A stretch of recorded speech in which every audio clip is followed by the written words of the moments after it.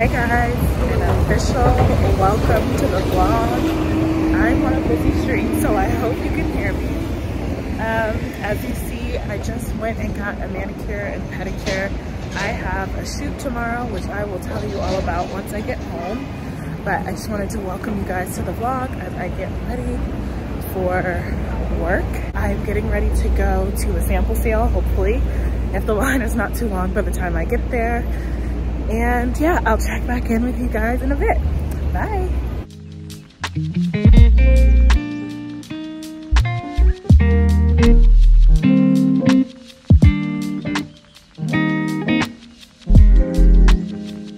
Okay guys, I just left the sample sale and I did too many samplings of the sample sale. I should have just not gone. I am now gonna go get my eyebrows done because that needs to happen.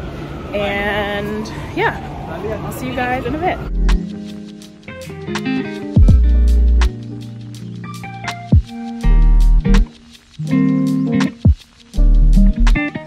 Hi friends, I am home from getting my eyebrows done. I love threading because it really does help make your brows precise, but it hurts so much. Ignore my edges. I cannot find a product that will leave my edges laying flat. So if y'all know of a product that will do it, like look at this. Oh my gosh, I look crazy. Anywho, so much to talk about. Meow sample sale. And like I told y'all, it really did.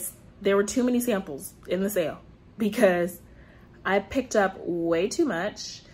And I probably should have refined even more than what I did. I had so many things in my hand at one point, and I was like, babes, what are you doing? If you guys want a haul of what I got, let me know. I'll do one. When I first got there, I feel like I got there at like the peak time because there was a little bit of a line. It wasn't very long. I think I stayed in line for maybe 10 minutes maximum. And then I went in and you had to check your bag and leave your bag at it's like a coat check system. Fun fact, I lost my ticket to get my bag at the end of the day. Luckily the man was like, you don't look like you're stealing. I'm like, sir, I just ran up a check in here. Why would I steal? There were just so many girls in there, and I was surprised to see that they actually had a good bit of sizing, like from an extra small all the way up to the 4XL, which is their size run. So I was very happy about that. They had all of the samples in one place, and then they had a section where you can go and like try stuff on, but it wasn't like fitting rooms. It was just racks that was open with like a mirror, no sort of partition, like everybody could see you. And the girlies were in there stripping. When I say like the girl, like everything out, boobs out, butt out, like everything out, trying this stuff on. And I was not prepared. This is my first sample sale like this, and I was just fully not prepared to just be seeing the ladies in their full glory, which is fine. Like, it's fine. I just was fully unprepared. So if you do decide to go to the Meow sample sale, prepare to see some titties. I got booked for a beauty/body care campaign, and the brand asked me to come with a very specific nail color. They asked for a peachy pastel, so I got a mani-pedi with those colors. I don't know what the vibe is for the shoot, but clearly it will be, I'm assuming, a little springy or like happy colors, because this is a very like spring summer color to me, at least. I got my call sheet. I have to be there at 9 a.m. tomorrow. The studio is in Brooklyn, which I think it's about 30 minutes from my house. So I'll leave here to be on the safe side, probably like 8:10, 8:15, and head that way. I got a phone call from my best friend. She called me back. So I ended up chatting with her, and I ended up making some food. That was like the first meal I had all day. I ate at like 7 o'clock. I had only coffee earlier in the day. I really gotta Stop doing that, that's not good. Now I opened up an Amazon package, some things that I ordered, some stuff from my computer, hoping that I can get it back up and running. Oh my gosh, I don't even think I talked about that. I had a whole vlog that I was getting ready to edit, that I had filmed, and as I'm going to upload everything to my laptop, I completely run out of space. But I'm filming this whole thing on my iPhone because I don't want to have to be bothered with putting more stuff on my computer and trying to edit from there. Like, I'm just gonna edit on my phone or my iPad and film here and just pray for the best. The quality is not gonna be as great, and for that I sincerely apologize, but I'm like, I just gotta keep the ball rolling. Like, I'm really trying to clock in to just this influencer thing and like YouTube, and I understand that it's such an investment, and I know myself that like I have to keep things up, otherwise the ball will drop, and once the ball is dropped, who knows when it's getting picked back up. I'm gonna just keep it honest, I'm gonna keep it a stack. I'm filming on my phone for that reason, just to have something. Aside from that, I ordered from Amazon some stuff to kind of get my computer back in order, hopefully. I ordered this hard drive. It was a recommendation, and I'm waiting for an SSD. I'm not really sure what that is, but I ordered one of those. And I got a little port for my Mac to have multiple, like, so I can plug multiple USB into the laptop. Because you know, Mac plays games. Like, they got rid of all of the regular ports of regular computers and put their own USB-C port. Like, nobody's updated to that yet. So now you have to buy all of these attachments. It's just a ploy to get more money out of this. I'm convinced, like, Apple, why are you in my pocket? Why are you in my pocket? Why every time I turn around, I have to get a new attachment, a new charger? Like, just please get off of me. Mercury is in retrograde, so maybe this is why all of this is happening, and it's just telling me to like be a little bit more like thoughtful with how I'm storing my files, how I'm using technology to slow down a bit. I don't know what the lesson is, but I'm clearly learning something. Prayers up, y'all, because I do not want to have to shell out money for a new laptop. Like, please ignore these pimple patches. I am trying to like pull some of like the guck out of my face. I just still get such bad acne on occasions, but my acne actually has gotten a lot better over the last couple of years, but especially hormonal acne, I get that so much. And I've been drinking a sugary drink this week, the sweet tea, and I know that does it to my face every time. Like, I even have something over here. Like, it's just not good. I wanted to chat with you guys about tomorrow and just about modeling in general. This year has been such a slow year for me for modeling, and in contrast to last year, which was such a big, busy year, at least the first half of the year, I have just been feeling so anxious about my career. Like, I have so many thoughts, and like, if we really want to talk about it, let me know. Like, I can talk about this in more detail, but I feel like for me, being a visibly like true plus size gal, like, I have a gut, I've got a butt, I've got boobs, like, you know, I'm a plus size gal through and through. It has been harder for me to book work this year, and maybe my body has changed, but I also think it also has to do a lot with the fact that the industry is changing, and sad to say, like, reverting to the olden days of like the thin is in sort of vibe, and I don't believe in that at all. So please do not think that I subscribe to that sort of ideology. I just have noticed, and it's something that if you're on TikTok, you definitely have probably heard this rhetoric about how the BBL era being over has ushered in this new wave. Not new, it's a tale as old as time, but this wave of just weight loss and thinness and being small is like the most important thing. And that, coupled with the rise of Ozempic and Wegovy, like all of those things contribute to society as a whole, like not being as body positive. And a result of us as a society not being as body positive means that brands are not booking the plus size girls. I think that right now, the industry as it stands is not very size inclusive or representative of body types, because truth be told, the plus size movement was a trend.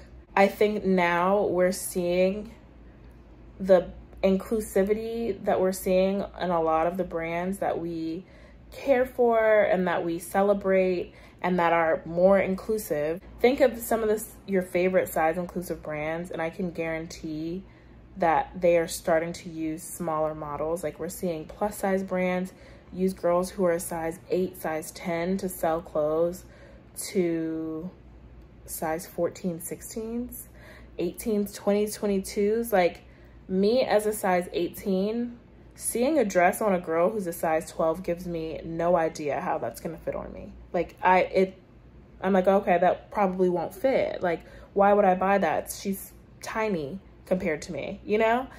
And yet that's what we're being given. And so I feel like I'm kind of rambling, but all of that to say, bringing it back around to work has been so slow because brands are not booking the size 18 model the way that they were a year ago, 2 years ago, 3 years ago.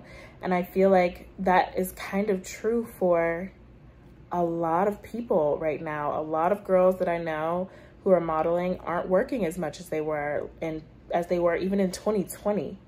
And we all know what 2020 was like. What a time to be alive. So the fact that things are like regressing so much is very hard for me. And I was having this conversation with someone the other day about how work in general, I have tied a lot to my identity. And when you're a model, your identity becomes tied to how you look and how much you're booking. And when I was booking, I felt like I was amazing. I was like, oh, I must be the most beautiful, gorgeous, captivating, stunning, energetic, magnetic being to ever walk the face of the planet. And when I wasn't booking, I felt like I just was scum of the earth, absolutely just not attractive. I would hyperfixate on all of the things that were wrong with my body, with me. Like, I would just be like, oh my God, like all of the things that I need to fix, like on my hair, my skin, my nails, I was picking on myself when work was low because I had tied so much of what I did into who I was. And I started to conflate my worthiness with my achievements. And that's such a dangerous game. I don't know if you guys have ever dealt with that. And even if it's not modeling, but I'm like tying your identity and your worthiness and your worth to what you're doing in the world and how many people can applaud what you're doing.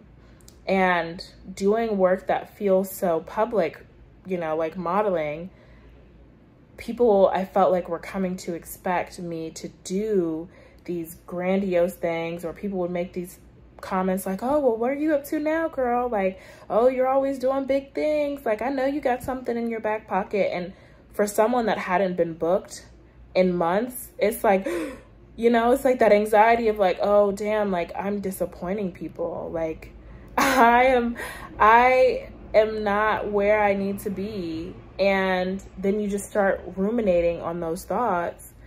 And you're like down this spiral of like, oh, well, I'm not doing enough in my life. Like I am disappointing people. And like I should be farther ahead, or I should have this and this and this. And that, again, slippery slope. I feel like I'm just like rambling. I just am rambling. This is just gonna be such a weird vlog, and I apologize in advance.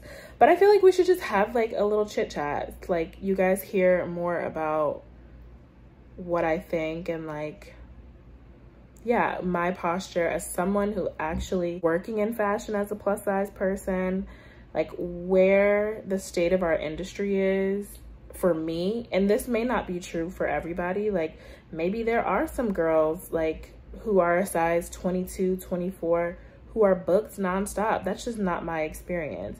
And it's not the experience of many of the models that I know that live in the city. Reality is like, I am a visibly plus size woman. That has consequences for my career.